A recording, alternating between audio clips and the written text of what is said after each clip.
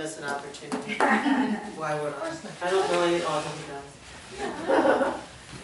Okay, so do you want to? Sure. Okay. Yeah, so I want As to. best as you can. Right, exactly. I want to introduce Laurie Handler to her. She came to us through Meetup and asked when we first began if she could do a presentation for us, and you know, very interesting, of course. And it does. But today she just had very exciting news. She is a best-selling author, and today her book went #1 both in North America, Canada, and Australia. Yes. Yeah, today. So she's very excited, of course. But national best-selling author, film producer, does a lot of counseling and classes all over the world. So I feel very privileged to have you so here. Much. Yeah, thank you, Laurie. Thank you. It's my pleasure to be here, and thank you for coming. Mm-hmm. Also, I'm a radio show host. Yes. I'll tell you a little bit more about my radio show. You can learn many, many things. On my radio show, there's almost no subject about sex and happiness that I haven't covered, and it's the same name as my book, Sex and Happiness. Okay. So anyway, it is really my pleasure to be here. I love this subject. I always loved it. I didn't really know that I was going to be teaching it, but I was a teacher. I have a master's degree in education, and I taught in elementary school. So I taught those 8-year-olds a long time ago.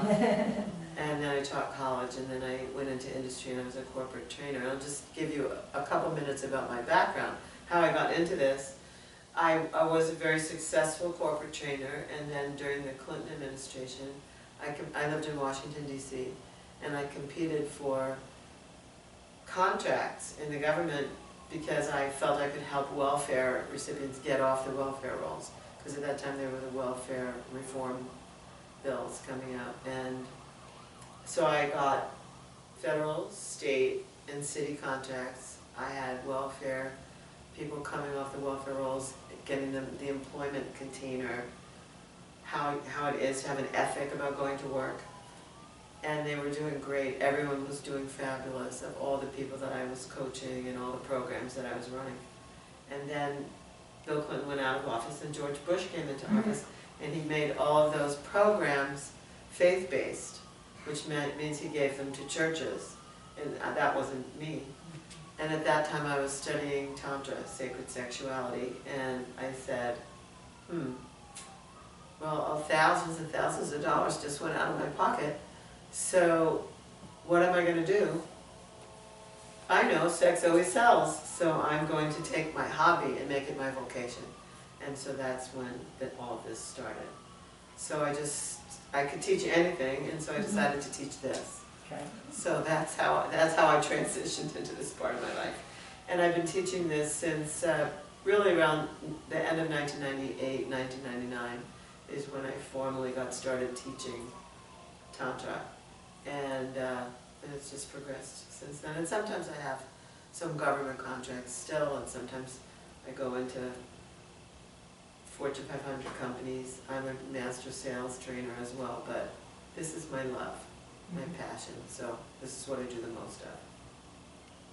So today I was going to talk to you about health benefits of a healthy sex life. And I have some notes that I just want to, where did I put my glasses? Right on your paper. They're where? Right there, behind on the paper on the floor. There. Oh, great, thanks. Yeah.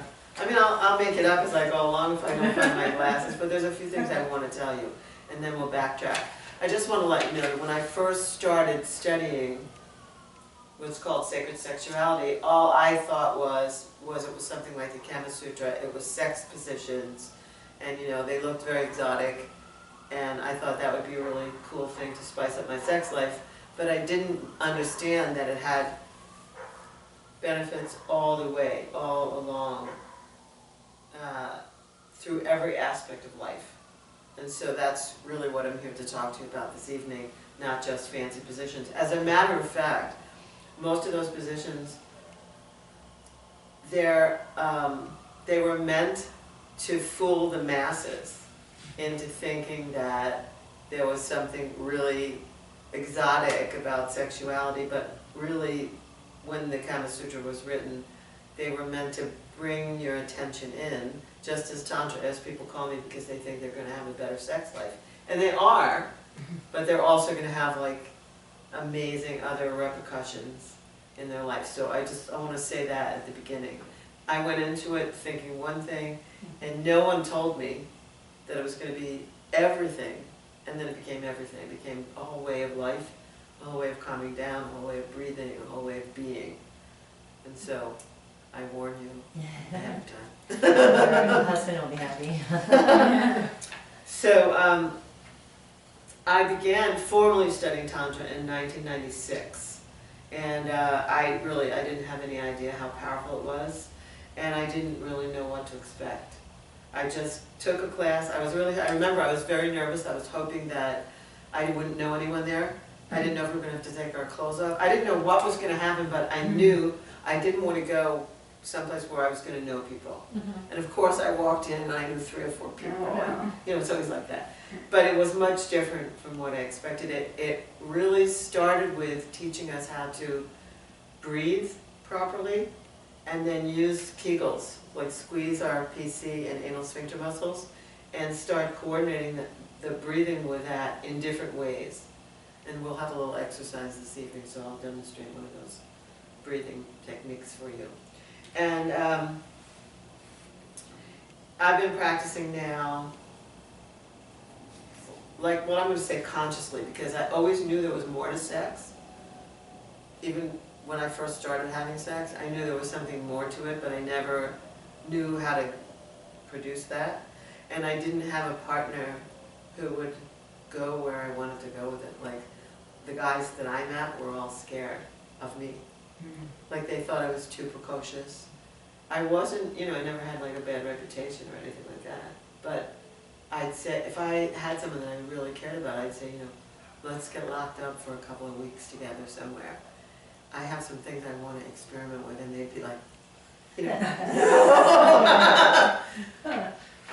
I'm too scared of you, So in the 80s, I wrote an article about it in Yoga Journal, I think it was. And it was an article about a very famous Tantra teacher named Margot Anand. And she wrote The Art of Sexual Ecstasy. She's from France originally. And I said, that's it. And I probably still have that. It's probably, torn up now, but I probably still have that magazine. I saved it. And there was no internet then, so I didn't know how to find her.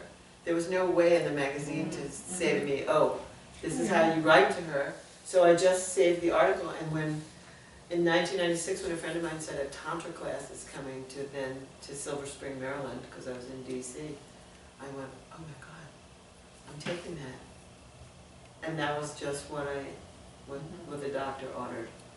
So what I noticed right away, in the first 6 months of studying, I used to have an anger issue. I don't know if any of you have that. Some people have anger, some people have fear, some people are just scared to do public speaking. Some people have other things, they have bipolar issues or whatever. Everybody these days seems to have something.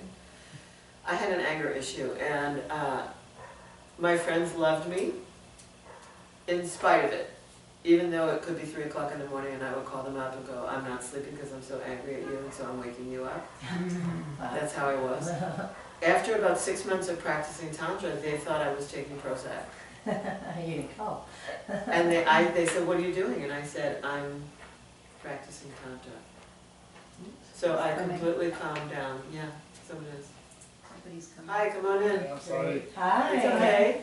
Hello. Is Hi. it Abid? I'll be there. Hi, I'm Stephanie. Stephanie, nice to meet you. Nice to meet you. Hi, Laurie. Laurie, nice to meet You you. look familiar to me. Do I? Yeah. Anyway, good to meet you.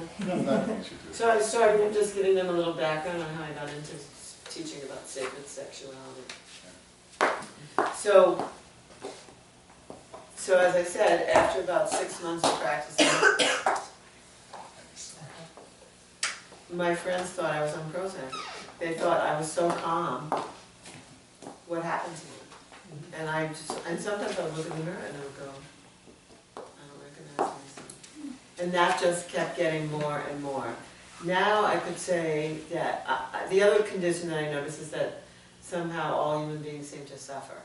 Like there's a suffering about, oh, I'm not being authentic, or if you really knew me, you wouldn't love me, or if this person really, saw who I really was, or I'm not raising my children the right way, something. I'm too fat, I'm too skinny, I'm too this, I don't quite fit in. People suffer, and I noticed that this has ended my suffering. I have no mental self-talk. I don't second guess myself. I don't rework a situation. I should have said this. I should have said that. Why didn't I say? I just don't, it's quiet in there. And if you could tell, I have a New York state of mind. So it's a quieted New York state of mind. You can tell I'm from New York. So I didn't used to be this way. I used to be very, on edge, very hyper, very fast, suffering inside. You would have never known it. Everybody thought I was the happiest kid and happiest grown up in the world. But I always had this aspect. And after years of this, calm. So I'll talk a little bit about it, what it is, what it means, and then we'll have a little exercise, and then I'll tell you what people have found. I've done some studies of people who have been in my classes. So basically, Tantra means, what I was taught it means is to weave your body, mind, and spirit together. It's a Sanskrit word. It means weaving body, mind, and spirit. My teacher taught me that Tantra meant expansion through awareness. And I would look at her and go, what does that really mean? What does expansion through awareness mean? So now I know what it means. It means like really expanding myself to be able to be with anything. And not have to make things wrong or right, not have to make things good or bad, not have to make things better or worse. Just be with whatever it is. What I call Tantra is transformation through pleasure. Pleasure being the best medicine. Like whatever's pleasurable is able to relax your soul, is able to let your metabolism be okay, is able to let your gut be alright, is able to make your, to keep you from having ulcers and all kinds of other things, all kinds of other complications. So pleasure is one of those, is like a medicine for that. So Tantra is different from all other forms of meditation. Does anyone in here meditate? And what form do you do? A particular form? Kundalini, just different types of that. Okay. So do you sit still when you do it? Do you sit still and quiet? A little bit, yeah. Okay. So most forms of meditation that people are familiar with are the kind where you kind of sit cross-legged and you sit still. And I don't know about you, but I could never do that. If you can do it, congratulations. I could never keep myself quiet. And Tantra is different also from yoga, although yoga comes from Tantra. All the forms of yoga come from Tantra. Tantra's like the mother of them. It's non-postural and it's chaotic. So we make noise, we jump around and make nonsensical noises, we might whirl, we might dance and dance and dance and dance until we drop, and that's when we are quiet. So it's a feminine form. It's a feminine aspect. Feminine aspect is chaotic, very chaotic. A very famous teacher named David Data, who talks a lot about male-female relationships, says, Yeah, great books. yes, he says to men, if you try to put a steering wheel on the ocean, that's like ridiculous effort. Don't try to fix a woman. Okay, that's like putting a steering wheel on the ocean. So I don't mean it though in the feminine aspect. Everyone has feminine aspects, so I'm not just talking about women when I say feminine aspect. Everyone has feminine and masculine. So Tantra is chaotic and non-postural. So it isn't about harnessing your body and putting it into a posture and then sitting and being quiet for 20 minutes. It's really about being out of control for 20 minutes and then finding the quiet inside, having been so expressed, so full out for that long a time, and then being able to find the quiet in that. And that's what's been able to quiet down what I call my New York state of mind. So it's different. It's really different. A very famous Tantra teacher, Osho, said Westerners cannot sit still. It's crazy for Westerners to think they can sit still and be quiet. Easterners can do that. Westerners have too much noise, too much stimulus, too much everything going on, so they have to express it and let it out before they could be quiet, before they could get into that silent state. So Tantra is all about that. And it's about meditating while in sex, while in sexual union with a partner, or while in self-sex, union with yourself. Okay? Did you ever go to any of the ashrams in New York, or did you do any of the ashrams, Osho's ashrams or anything? In India. In India, you did the Osho one? Uh-huh. Oh, really? Uh-huh. Did I've you, been there 7 times. really, that one? Uh-huh. Wow. And I've been to other, I've been to Shivananda Ashram in Trivandrum, the south of India. And the Guru Rai one? No, In New York, okay. no, I'm not a follower of Guru Rai. So, I'm the only follower of people, I'm not really a follower of anybody, really. Right. But the only kind of things that I find helpful are ones that are juicy. So when I went to Shivananda Ashram, we'll have to edit this out. But when I went to Shivananda Ashram, I felt all the people were they were too strict. Really? They looked too, they didn't look happy to me. And they told even married couples to refrain from having sex while in the ashram. And I thought, I can't stay here. I can't even. Oh, that's usually the thing that you totally Yeah, opposite. yeah. So, well, Shivananda Ashram isn't tantric. It's a yoga ashram. Yeah. So it was like it was antithetical to me. You know, it just was. So I didn't think anybody was. I felt like it was too. There were too many rules. It was too strict. It seemed like a parochial school, and that's not where I wanted to find myself. So I stayed for, I don't know, 6 days and Oh, really? left. Yeah. Wow, that's interesting. So, Have you heard of Sadhguru? He has an No. ashram in Tennessee. no. That's who I follow right now, but I haven't been to his ashram. I really have no desire to go to India, honestly. Okay. Well, you may change your mind at the end. I take people to India. Really? Uh-huh. Which ashram? Do you go to the Osho ashram? I have a moving ashram in India. I have my own. We go by bus, by train, and by plane, and we study the whole way. And we even do tantra at the Taj Mahal. Oh, wow. So I take people on a tantric tour of the heart of India. I don't really bed down in any ashram anymore. So. Okay, so anyway, that's what distinguishes it, and so here, I want to talk to you about how it can affect your health. How Tantra can affect your health, and I see it as a holistic form of healing. So mostly people either have been traumatized in their life by something. It doesn't have to be sexual abuse. It could be anything. Or there's so much stimulus coming in all the time that they, like the news and different things going on, that they sort of numb themselves out so that they can deal with whatever they have to deal with in their life. And so that results in some lack of feeling.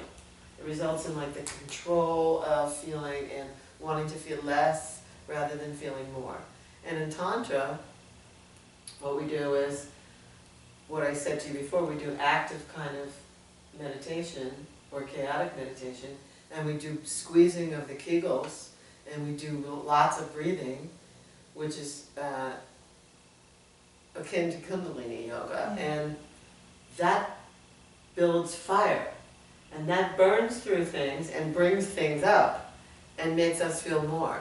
And what happens when we're feeling more is the things that have traumatized us and the things that we've chosen to not look at come out, come up and out, and we end up feeling more, and we release those things.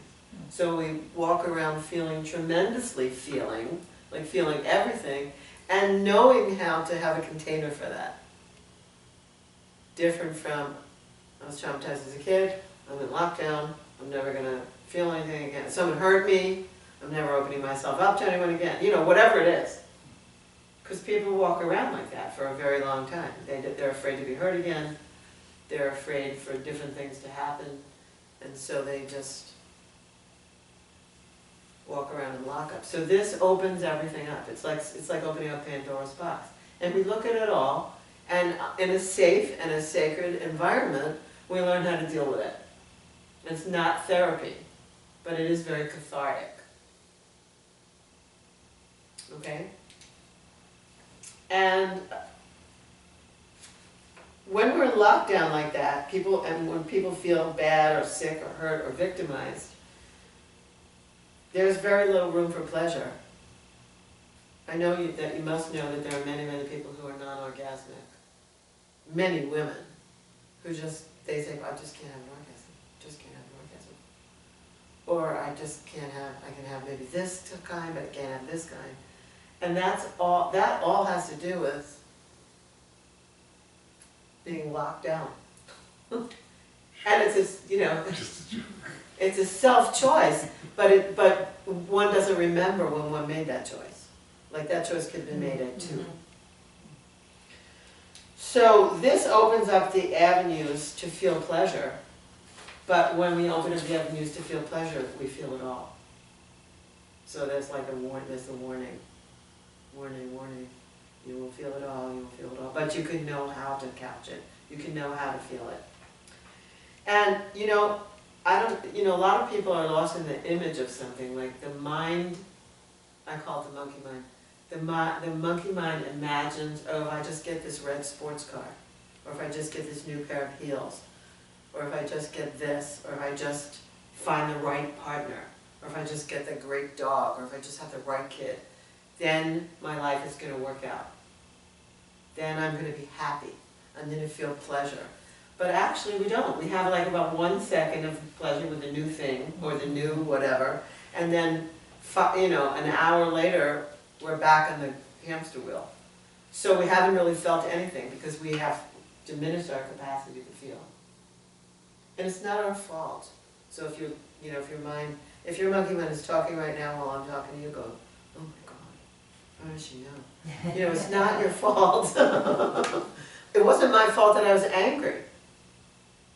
But I didn't realize that. I kept walking around like I'm this great person. And my friends would all go, you're this great person and you're so scary. Like it's so scary to feel that you could get angry with me and you would call me in the middle of the night. That's what they used to say to me. And I would go, you'll get through it. I don't know what to do about it. It's just how I feel. I didn't know, my parents said I came out with a chute yelling no. But I didn't really know what happened to me, and I still don't. All I know is that this gave me a way to be okay with it. It gave me a way to express it safely, not at other people. And then it gave me a way to see that it wasn't wrong or right, it just was. And then I didn't have to make myself wrong, and I didn't have to make anybody else wrong anymore.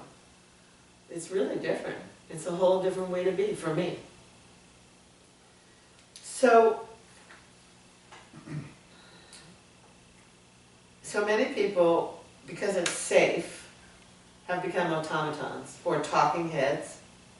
Like we value a lot in the way we've been presented to life. What's valued is our strategy, figuring things out, how smart we are, how cunning we are. That's what's been valued, not the body. In many a religious organization, we've been taught that this is where the sin is, and this is okay, we can think ourselves out of things. But this part is, so we've disowned our bodies, and we become these thinkers and doers. We're like human machines that strategize and do. And if I had said to you, do you want to make a difference in the world? Do you want to contribute? Probably all of you would say yes. But if I said to you, would you let someone contribute to you? Could you lay back and relax and just be given to? That could make you a little squishy. I like how you're weighing that out. You're like, I don't know. Depends. It's very hard for people, but when it comes down to it, it's very hard for people. Women think they have to hurry up. The partner's getting bored. I better hurry up. I better show some pleasure, have an orgasm pretty quick because I'm taking too long. And men have this 5-minute thing. 2 seconds. What? Men have a thing, they've done studies on men 5 to 7 minutes. And that's why porn usually is so short. 5 to 7 minutes and on to the next scene and on to the next scene. Because people can't take time just to build it and to experience pleasure. We're such doers. It's easier for us to do than it is to receive. So this is about receiving for everyone, man and woman, and to increase our capacity to receive. And for many people that's really hard. They go kicking and screaming. Even though they like the idea of it, when actually it comes down to it, it's a little bit difficult. So this is what this is about. Also, people don't seem to have enough time.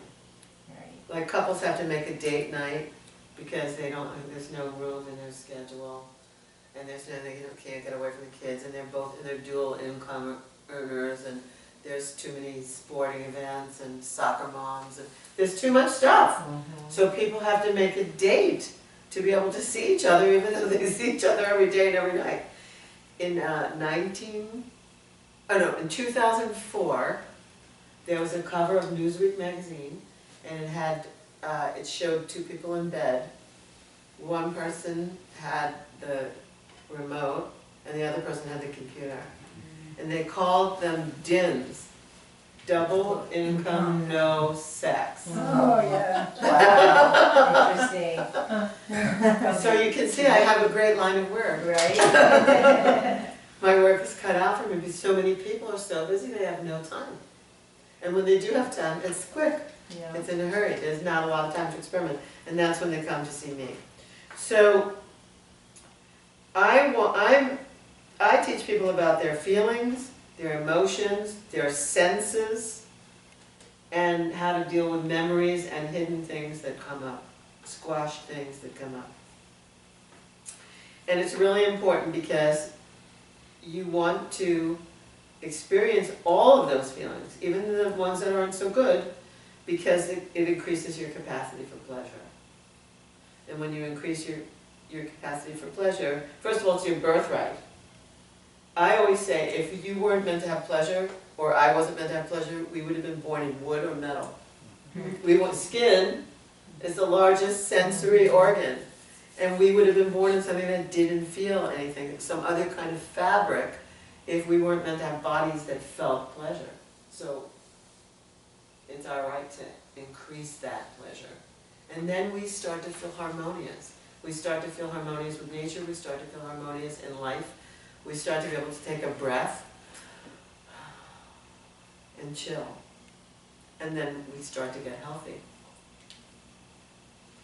So I'm going to tell you what people that I've interviewed who have taken classes from me have said has changed their lives, what the health benefits are. And then we're going to do an exercise. And then I'll open for some questions. I just want you to know how I describe pleasure is permission for unabashed life at its fullest. Body, mind, and spirit connected, working in union. Masculine and feminine within, connected in union. Then everything works. That's the way we're meant to be. So here's a few things. These are like the holistic benefits of practicing Tantra. The first thing people said, I interviewed 500 of my students, and I asked them to tell me what they felt, and then I sort of categorized them, and they gave lots of examples. In my book that you were thumbing through, there's some examples of what they said, different things that people wrote up. But this is how I encapsulated what they said. The first benefit that almost everyone said was feel great about yourself, more attractive, self-confident, increase your capacity for more pleasure, experience joy and fulfillment as a way of life. So that was like feel great about yourself. That's like number one. The second thing they said was empower your well-being. Eliminate toxins, eliminate stress, accept yourself for who you are, and release deep, painful cellular memories. Feel safe and whole. And from what I've told you about me, you could tell already that That happened to me. Although I told you I went there because I thought I was gonna get a little sexier, or maybe a lot sexier, I just didn't know. The third thing people said was that they got their focus. They could set intentions, do the practices, and watch the laws of attraction bring what you want. In other words, a life partner, more money, or a career change. So people were able to just get focused on what it was they were planning, what it was that they were doing. The fourth thing they said, it uplifted their relationships. They could see others for who they really are, relate to their deep divine nature, and trust their intuition. So I think that's, I think that's really important, especially for people who think they're not a good judge of character. And finally, the fifth benefit that people said was, experience the expression of your deepest emotions. Know rapture, love, passion, and beyond. Become your own beloved. So that's like with or without a partner, love self. And I think that one is like the deepest one. And so it was taken from a random sample of 500 of my Tantra students who've participated in my programs, which are butterfly workshops. That's what they said. I sent it out to everybody. I had about 2,000 or 3,000 people on my mailing list, and these are the 500 that responded with, I just said, give me like 2 or 3 words and give me like a sentence or a paragraph, and that's what they said. So, I'd like to give you an exercise, and then I'd like to open for questions that you came with. One of the things I asked you to do is see if anybody had any questions. In advance, I guess they didn't. Sometimes people don't like to talk about this. We talked about, before you arrived, we talked about how people don't like to talk about this subject openly. Sometimes when the girls get together, they talk about it. I don't think the guys talk about it so much. About Sex. sex, Yeah. I think we think about it all the time. Yeah, but I don't think guys talk about it. Women think guys talk about it all the time, but they don't. You think They don't. Well, They they don't. talk about their conquest? no. They don't. They don't? No, women do much more than men. Women do much more than men. I believe that. Yeah, yeah. Well, women talk about everything more than men. I don't talk about much. Football game. Yeah, we don't talk. Yeah. I have a very good friend I've known from childhood. His wife always told me, what the hell are your friends for? They'll go sit for 2 hours and just say 2 words to each other. Got it. Yeah. That's it. It is. It's All right, we're not going there. strange. We're not going there tonight. All right, so I'd like us to have a little exercise. They used to just, Yes, Sure, sure. it's right back here. first of all, I'll wait for you though. thank you. I'll see if there are any questions while we're waiting for you to come back. So you teach Tantra, that's what you do? Here? Everywhere. Do you teach people individually or just like Both. class or group? Both. I teach individuals, I teach couples, I teach parents and teens. I teach teens only, and then parents. Like I take the teens first, and then I talk to the parents first, and then I take the teens, and then I teach the parents what I taught the teens. I work with people from countries where there's arranged marriages, and they don't have any idea what to do. They're going to get married in 2 months, and they're really scared. I do Skype sessions. I do group sessions. My classes, I do classes here in my home, small classes. I do large meetups. I'm going to be teaching in Canada in May. I teach all of the United States. I've taught in England. So when you teach, go to Canada and teach, how many sessions do you do? What is it? Oh, when I go to 2-day Canada, thing, well, or- I'll be speaking and presenting at a conference in Canada, and then when that conference is over, there's a week-long training that I'll be teaching with 2 other So like every facilitators day? every day for a week. It's a live-in situation. But I do a 1-day course, a 3-day course, a week-long course. Because I don't really understand what Tantra is. I don't know. Okay, well, you're gonna have an exercise in a minute. So And you I wouldn't don't really understand, know. you won't understand anyway this way, because it's not this, it's this. So you'll have an exercise and you'll have an experience of it, but that it will grow, it grows and grows as you practice it.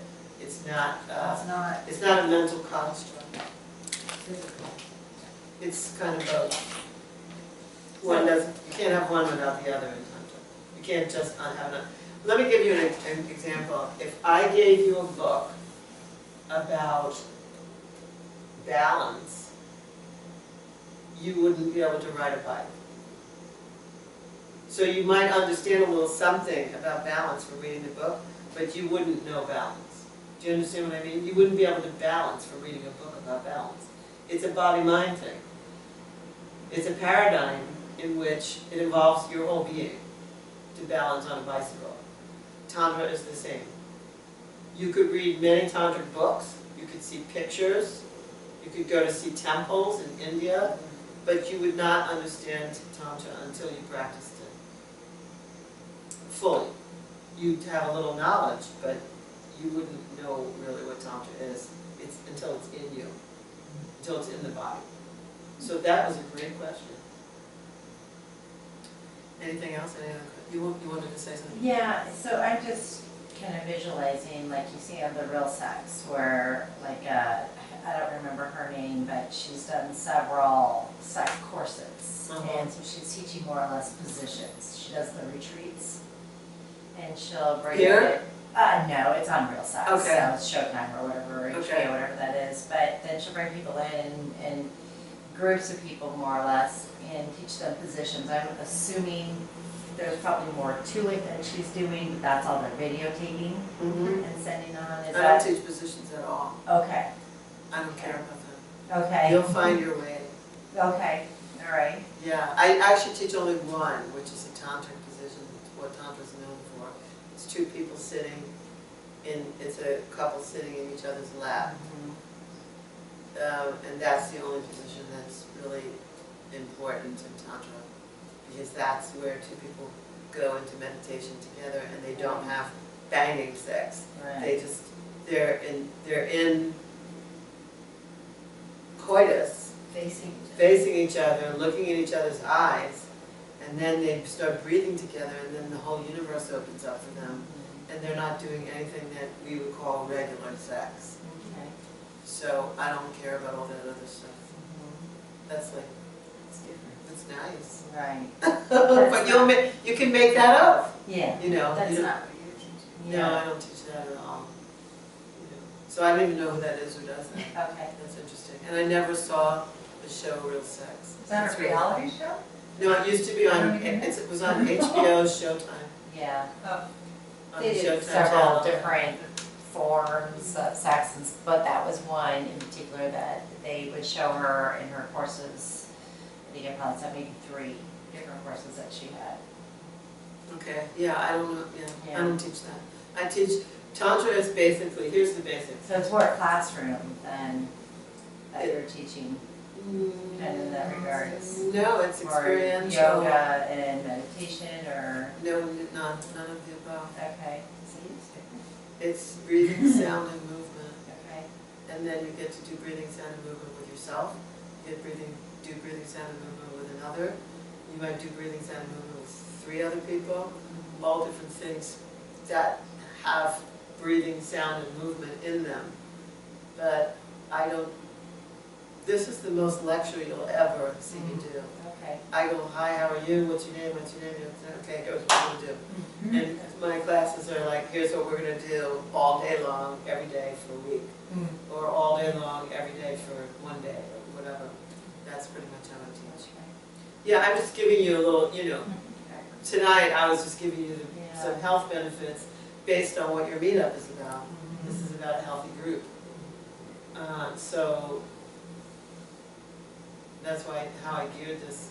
You know, and sometimes I do a little lecture. I don't mind talking for 30 minutes or 40 minutes, but after that, why? So we're gonna have a little exercise and then you'll have an experience within yourself. Okay? So are there any other questions before we do something? Okay, so what I need everyone to do is sit straight in their chair. Yeah, your feet can either be on the ground or you can sit cross-legged, which however you feel, and I just want you to close your eyes. And first what we're going to do is we're going to take a snapshot of what's happening right now inside you and, you know, and around you, like to your body. And then we're going to do some stuff, and then we're going to see if it's changed, if we can change your state. So first I want you to just focus with your eyes closed. I want you to focus on your breathing, and I want you to see how much air you're taking in on your inhale through the nose. And then I want you to see how much you're exhaling through the mouth. So when you exhale through the mouth, you just make a little sigh, like. So inhale through the nose and exhale through the mouth. And then take a little more air than you normally take. And exhale a little deeper than you normally exhale. Really just slow it down and breathe. Conscious breathing. And while you're breathing, so I'm not going to talk to you about breathing anymore, I'm just going to have you keep breathing and keep sort of one eye on your breathing. And with the rest of your awareness, I want you to send your awareness down to where you're sitting, to your first chakra, the root chakra, your anus, your anal sphincter muscles, your tailbone. And I just want you to notice what you're sensing there. So are you hot? Are you cold? Are you numb? Do you feel anything or nothing? Do you feel tight or loose, open, closed? And take a snapshot. And keep breathing. And notice any mind chatter, anything your mind is saying as I'm asking you these questions. Notice if you're making anything wrong, or right, or better, or worse. And now bring your awareness to your sex. And the same thing, I want you to look in your sex, your second chakra, and I want you to see what's going on there. Are you tight, loose, hot, cold, restricted or constricted in any way, numb, pain, anything going on in the sex? And take a little snapshot as you continue to breathe. And now I want you to bring your conscious awareness up to your belly, solar plexus, as you breathe. Keep breathing, and I want you to take a snapshot in the belly. So are you tight, loose, restricted or constricted in any way, hot or cold, butterflies, open, closed, pain? And take a snapshot and notice any mind chatter about your belly. And now bring your awareness to your heart. And notice if your heart feels heavy or light. Does your heart feel weighted down? Or does your heart feel like it has wings and you could fly? Do your lungs feel expanded or tight and closed? And any other sensation you might be sensing in your heart and lung area, and take a snapshot.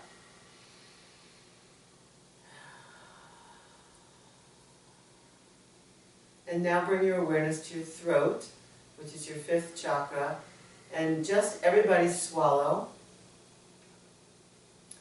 And notice if it was easy to swallow or difficult, or if you feel that you have to go to clear your throat, you can do that, it's fine. And just notice if your throat felt or feels tight or loose, or if there's any pain there, or any restriction or constriction in the throat, if it feels lubricated or dry, and take a snapshot. And then bring your awareness to your third eye, which is an area right between your eyebrows and a tiny bit up. Just a little bit up. And notice if when your eyes are closed you see colors, or you see only darkness, or you see other things besides colors like twirlies, swirlies, tinglies, like that. Just notice what you see when your eyes are closed and take a snapshot. And now bring your awareness up and above and around your head to what's called your crown chakra, or chakra number 7. And notice if you can feel that you have an energy sense or a halo,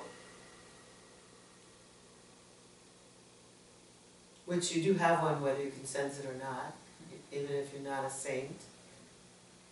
And notice if you feel like there's a lid over you, or if you feel wide open at the top there, able to connect with all there is. And take a snapshot.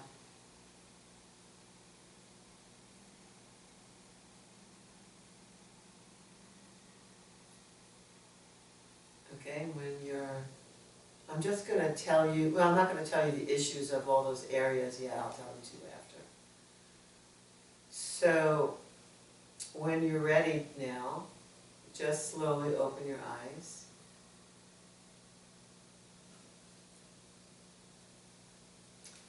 So everybody has their starting point. Everyone has their places that they took snapshots, so you know where you're going to move from if you move. Okay, great.